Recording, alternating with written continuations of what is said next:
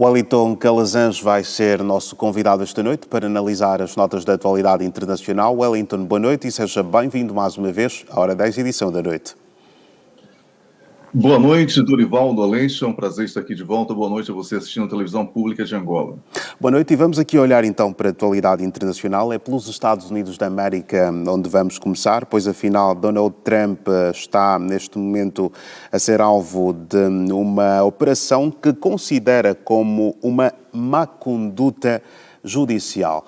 Qual é, na verdade, o seu olhar para este assunto que vai sendo criado à volta desta operação? Olha, esse é um assunto que antecipa a disputa eleitoral, como foi colocado aí na reportagem anterior à minha intervenção. Obviamente que tudo o que puder produzir desgaste à imagem de Donald Trump será feito.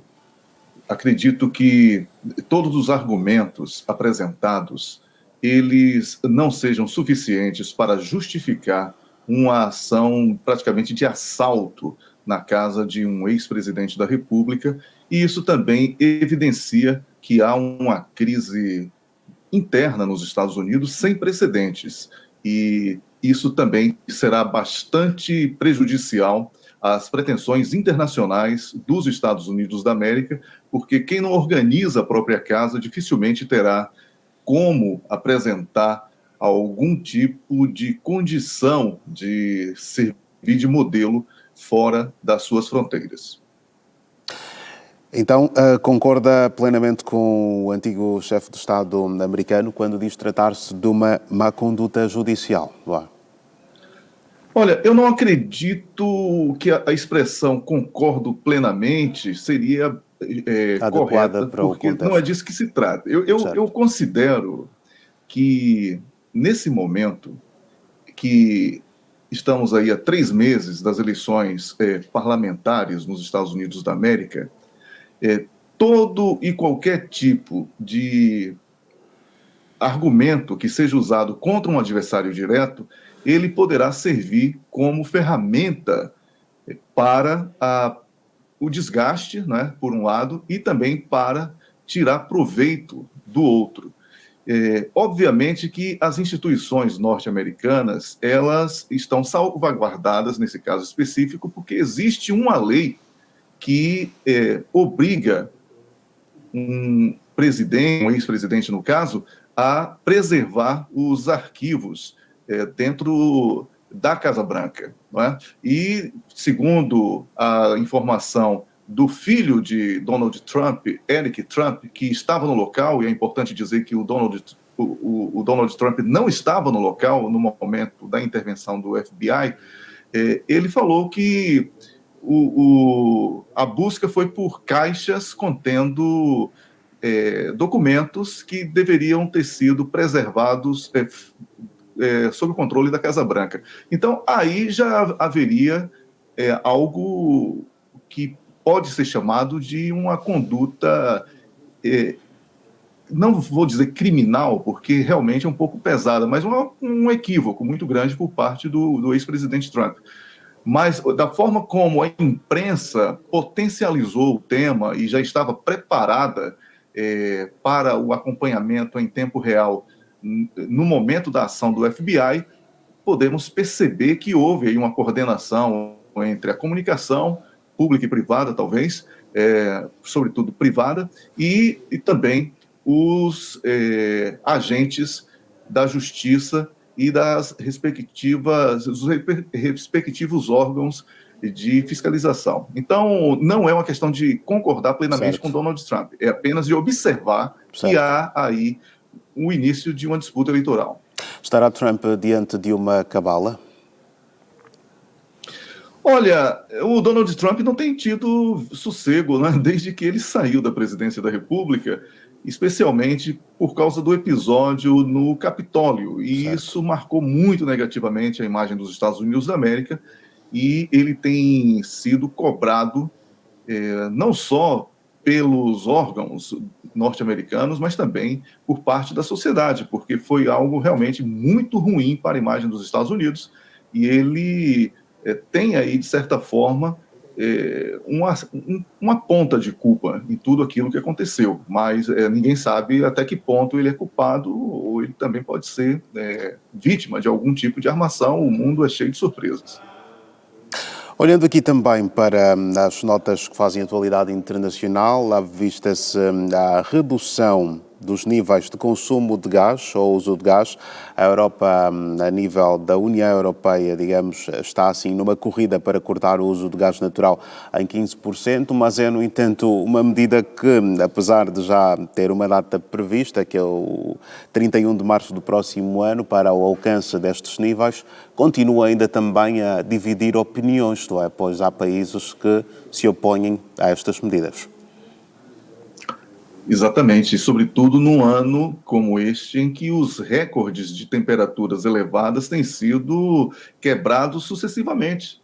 Olha, você tem uma ideia, aqui na Suécia, que normalmente esse período do ano já começa a ficar um pouco frio, as temperaturas estão elevadíssimas. Aí você vai para o sul da Europa, onde você tem a França, tem a Grécia também, porque não deixa de estar ali, né? Tem a Itália, tem a Espanha, e também Portugal, com temperaturas elevadíssimas, as pessoas precisam usar ar-condicionado. As pessoas não estão acostumadas com temperaturas superiores a 37, 38 graus e estão tentando conviver com 43 graus, e esse pedido de restrições do uso, isso só falando do ar-condicionado, viu? Mas tem aí os shoppings, tem as empresas e também o consumo da linha industrial, que também precisa do gás, e a demanda é maior nesse período, porque tem, de certa forma, um fluxo turístico que exige a produção de produtos e também de serviços. Isso tudo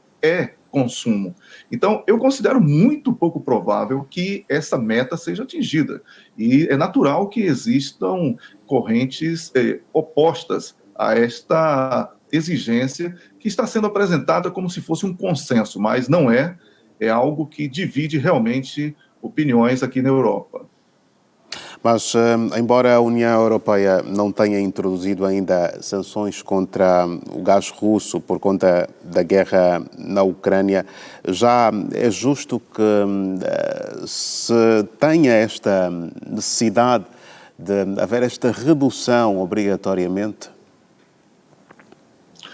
Olha, a disputa com a Rússia por parte da União Europeia e da NATO, né, de um modo geral, ela não se dá apenas por uma questão do gás. Existe uma demonização do povo russo, uma tentativa de isolar a Rússia, que até aqui tem sido frustrada, e os russos, eles têm como arma o seu commodities. Então, o gás é um desses commodities que os russos podem, e eu acredito que devam, de acordo com os movimentos recentes, suspender o fornecimento como uma espécie de reciprocidade por tudo aquilo que tem recebido. Ninguém pode achar aqui que o russo está sendo mal porque está cortando gás. Tentam isolar a Rússia de tudo, inclusive do desporto, e da música de Tchaikovsky, que não toca mais nas rádios. Então, isso tudo é punição, né? Então, há aí uma guerra, e no ambiente de guerra, ninguém pode esperar bondade de nenhum dos lados.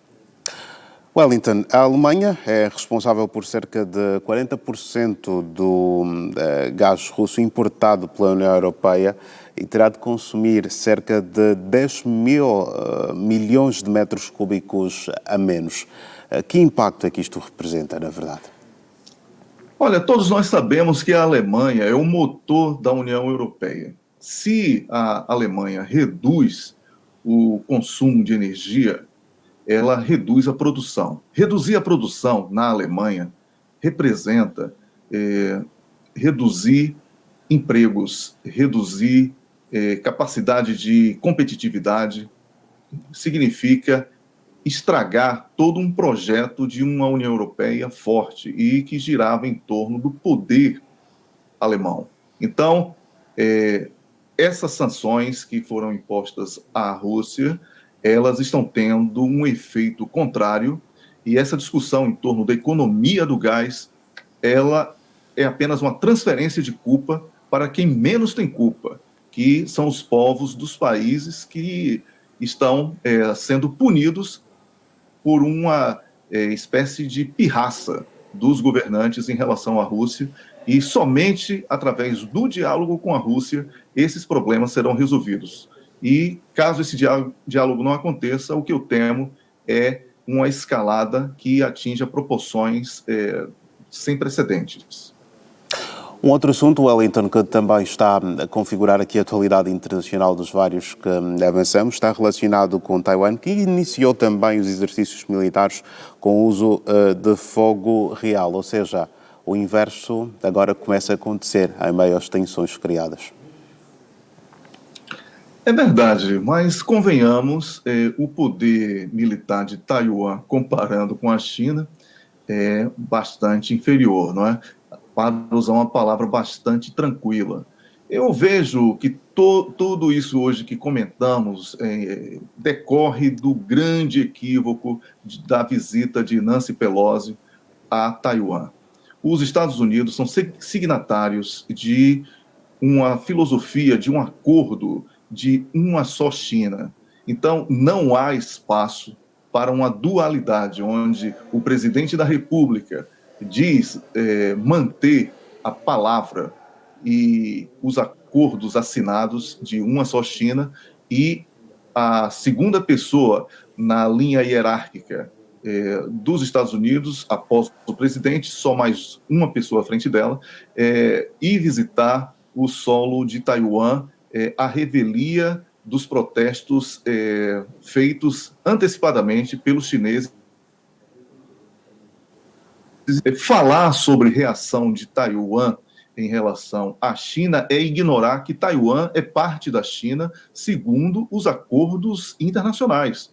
Então, não há aqui espaço para um debate onde Taiwan seja um país. Taiwan é um território da China. Isso eu considero algo que a imprensa não pode ignorar, de acordo com os documentos que existem. Então, inclusive, que são assinados pelos Estados Unidos da América, que é o documento de uma só China. E que interpretação, Wellington, é que podemos aqui fazer das palavras do porta-voz do exército taiwanês, que afirmou que estes exercícios estavam já programados e que não se constituem assim numa resposta aos exercícios das forças chinesas em curso após a visita de Pelosi?